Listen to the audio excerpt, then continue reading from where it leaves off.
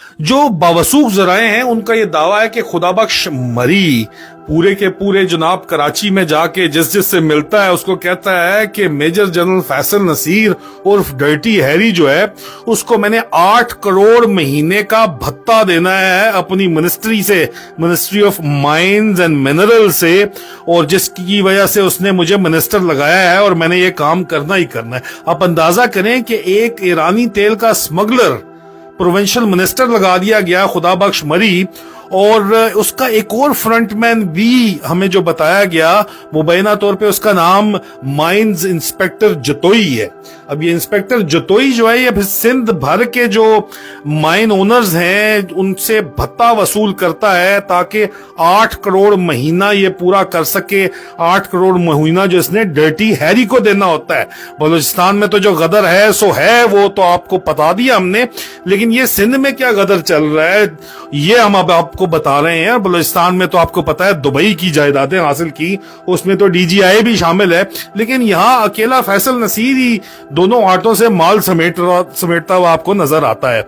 अब दूसरा ISI के जराए ने यह भी बताया कि एक और करप्शन जार, रूस के बादशाह जार हुआ करते थे जिनको कोई पूछ ही नहीं सकता, शहनशाह।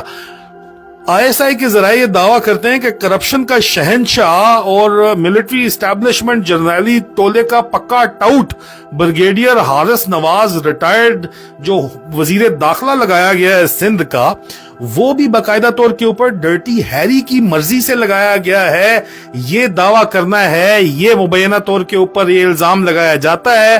और वैसे तो जो हमारी कई फौजी अफसरान से बातचीत हुई ब्रिगेडियर हारिस नवाज के सिलसिले में, उन्होंने बताया कि जी ब्रिगेडियर साहब तो जब हाजिर सर्विस थे और बदीन में ब्रिगेड कमांडर लगे थे 206 ब्रिगेड के अंदर, उनकी आखिरी जो रैंक था उनको पता था, उन्होंने दोनों हाथों से माल समेटा।